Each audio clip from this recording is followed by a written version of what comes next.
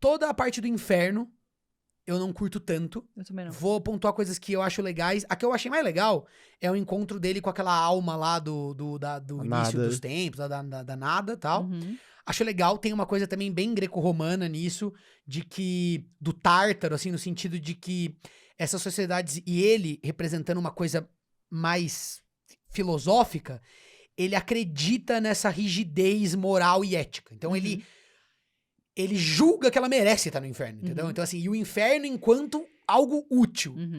As almas que pecam sofrem, elas, né, deterioram nesse ambiente e depois elas dá até a entender que elas podem sair de lá, eventualmente, quando elas pagarem a pena delas, né? Então é uma coisa bem marcante, assim, né? E aí coloca isso numa cena que é bem impactante também, né? Ele encontra... E eu Sim. até entendi, na hora que eu tava assistindo, que o cara, o demônio, leva ele por aquele caminho pra que ele encontre ela. Sim. Foi meio isso que eu tinha entendido, que é tipo, Sim. os demônios querendo provocá-lo, fala assim, bom, você vai encontrar alguém que você ama, então, né? E, tipo, só Não, pra... e depois pra gente entender que também isso fazia parte dos planos do desejo de ficar cutucando o sonho e tipo, tentando fazer ele Uhum. surtar, entendeu? Uhum. Tipo assim, tudo Uhum. isso tá meio que conectado. Então, mas é um pequeno detalhe, né?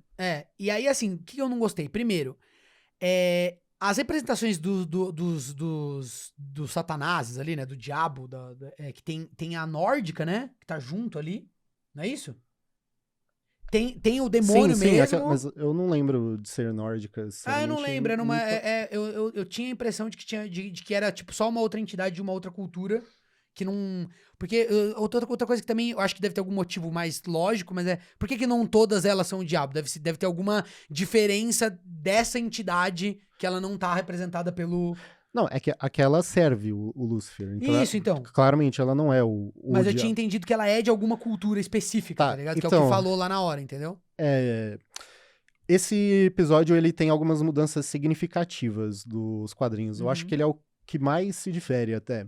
Porque, pra começar, nos quadrinhos, quando o sonho visita o inferno, ele descobre que ele virou um governo A3. Então, é Lúcifer, Belial e Beelzebub no comando. Que depois o Beelzebub até aparece, né? Isso, depois ele até Eu aparece. acho que o outro sim. é o Belial, não é? Não é Não é? ele, Tá. não. É uma mulher, Uhum. inclusive, lá na série, né? Mas o diabo também é uma mulher. Só que se refere como o Lúcifer. Não é que é uma mulher, mas tipo, até porque Então pode ser o é um Belial. anjo, então... Então pode ser o Belial. Mas não é o nome Tudo dado. bem, beleza. Então, enfim. Não, mas Mas eu não é acho esse que não motivo. é mesmo. Tá, beleza, É que o Beelzebub aparece, tipo, lá no último episódio, né? Aham. Aquela figura Com vários que olhos. abre né? os olhos, que né? abre os olhos e tal, mas eu acho que... isso. O outro ponto significativo é o embate, que ele em si é muito fiel, eu gosto muito, só que eu não entendo por que, pelo menos não ainda, por que escolheram que o Lúcifer fosse o desafiante. Porque nos quadrinhos é aquele demônio que tinha o elmo mesmo. Uhum. Eu entendo. Porque... Pra eles criar pagaram um o cachê, conflito eles pagaram o maior. cachê Sim, da mas atriz. E é um conflito maior no arco de que aquilo ali vira um inimigo dele pra próxima temporada e até no final amarra, assim, né? Nós vamos atrás de você. Mas isso já é estabelecido nos quadrinhos sem essa necessidade. Sim. Até porque eu acho que a humilhação... Então, aí a gente vai passar por mais mudanças aqui.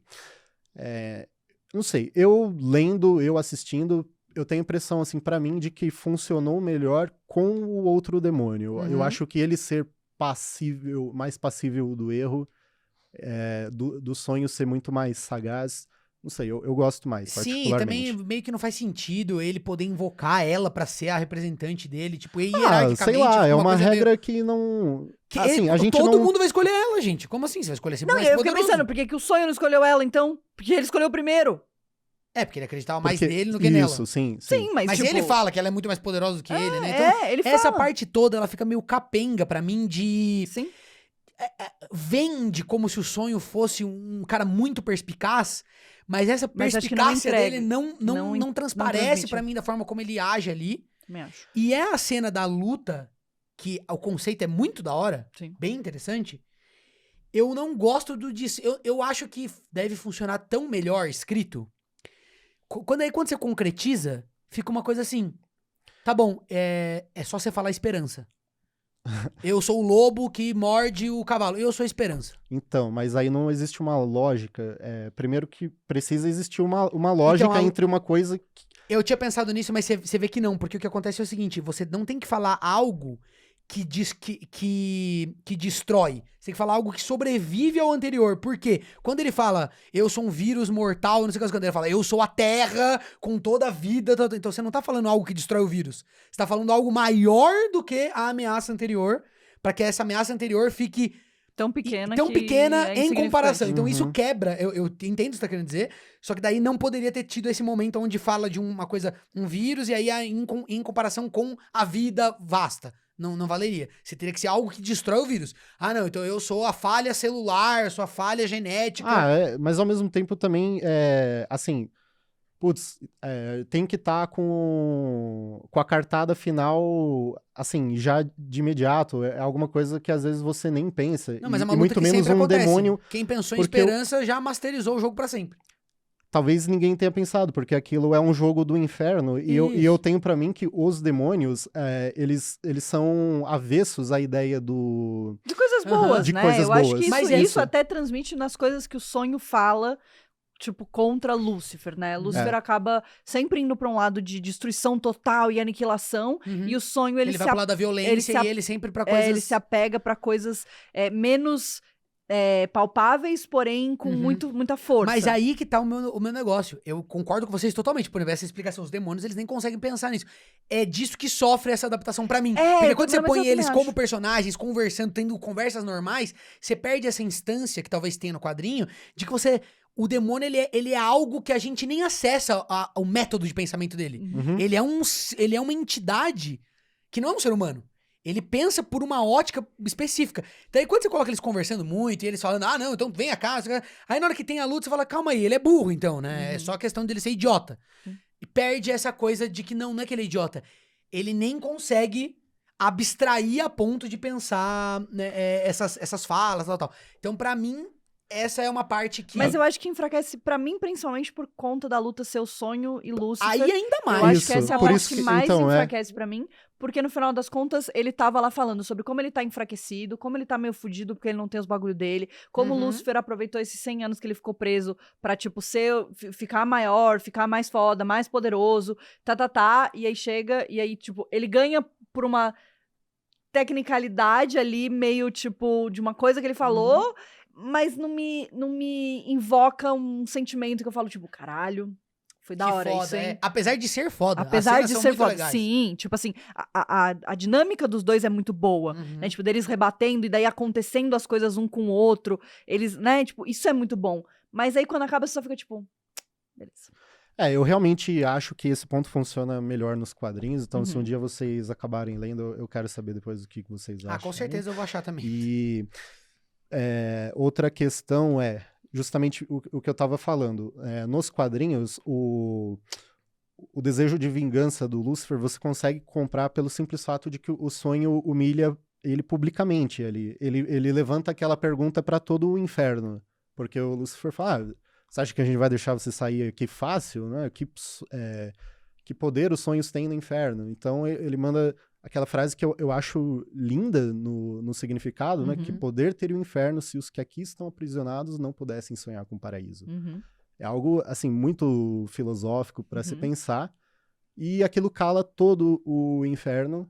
Então ele vai embora, abre Ele um caminho. humilha a loja, ele subjuga o poder do inferno, né? Ele Sim. mostra que o maior. inferno depende dele. É. E aí o Lúcifer fica humilhado Que com no isso. final, e que no final também eu acho que é muito do porquê os irmãos dele também querem se vingar dele, sabe? Ele é muito arrogante do ponto de... Por mais que ele esteja falando uma coisa Ele põe que é o ponto verdade... dele de uma forma que pisa, né? Ele tem essa arrogância de querer ser simples, né? Ele é uma pessoa simples, é um cara simples que tá ali, ele só quer, tipo, fazer os sonhos e fazer os pesadelos, mas ao mesmo tempo ele também gosta desse poder que ele tem e dessa admiração e dessa necessidade que as pessoas Ele tem sentem um ego por ele. imenso, né? Ele tem um ego imenso. Mostra na relação dele lá com os servos Sim. do sonhar, Sim. né? Exato. E ao mesmo tempo, essa pergunta pro inferno, pro Lúcifer, que seja, mostra, de novo, a falta de noção deles em relação à esperança. Porque é isso, no fim, que move o inferno, a esperança do paraíso, a esperança de sair daquela tortura Sim. que eles têm, mas não sabem nem dizer que têm. Sim. Bom, enfim, aí levanta várias questões, né? Porque se a esperança vence tudo e as pessoas no inferno têm esperança, né? É o que mantém elas ali na danação eterna, mas então aí pressupõe que talvez exista um momento onde essa esperança toda, lá no futuro, vai Acabe. compensar, né? Ou Vai acabe. tirá-los daquela situação. Mas daí eu tô entrando numa seara muito filosófica, né? Assim, o final da temporada traz de novo o inferno.